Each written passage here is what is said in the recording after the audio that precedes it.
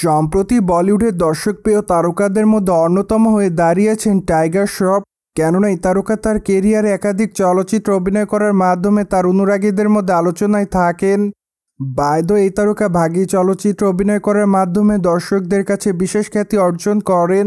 মূলত চলচ্চিত্রের প্রথম খণ্ডে তার অভিনয় তার অনুরাগীদের কাছে ব্যাপক আকারে নজর কাড়ে।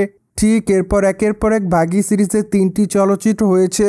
যদিও দুঃখের বিষয় যে প্রথম খণ্ডের মতো বাকি দুটি খণ্ড তেমনভাবে দর্শকদের মধ্যে স্থান করতে পারেনি, যার প্রেক্ষাপটে সেই দুটি চলচ্চিত্র তেমন অর্থ ইনকাম করতে পারেনি বক্স অফিসে। বাই দ্য ওয়ে, রিসেন্টলি জানা যায় যে ভাগী 4 নির্মাণ করা হবে। মূলত চলিত বছরের মার্চ মাসে এ খবরটি জানা গিয়েছিল, কিন্তু তখন অবশ্য চলচ্চিত্রের শুটিংয়ের কাজ শুরু করা হয়নি। মোরওভার রিসেন্টলি ভারতীয় গণমাধ্যমের সূত্র থেকে জানা যায় যে টাইগার শ্রফ নিজেকে তৈরি করছেন ভাগী 4 চলচ্চিত্রের শুটিংয়ের জন্য।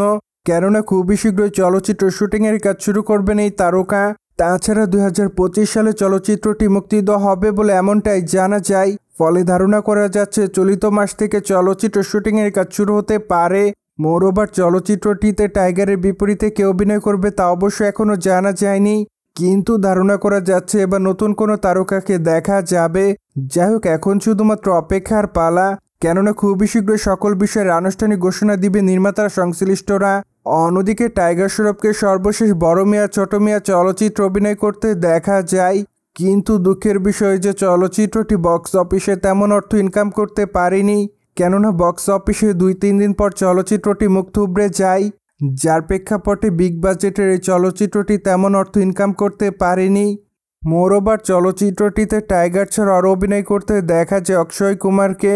ফলে অ্যাট দ্য ফার্স্ট টাইম বলিউডের এই দুই তারকাকে একসঙ্গে দেখা যায়, কিন্তু দুঃখের বিষয় যে তা অনুরাগীদের মধ্যে চলচ্চিত্রটি ব্যাপক আকারে সাড়া ফেলতে পারেনি, যার প্রেক্ষাপটে টাইগার শ্রফের প্রায় অনেকগুলো চলচ্চিত্র ফলোবের তালিকায় রয়েছে। সোভিয়েট জেনে তো নিলেন টাইগার শ্রফের ভাগী 4 চলচ্চিত্রের শুটিংয়ের কাজ খুবই শীঘ্রই শুরু করা হবে। ফলে বিষয়টি নিয়ে কোনো মতামত থাকলে কমেন্ট বক্সে জানাতে ভুলবেন না। And subscribe our channel for more update.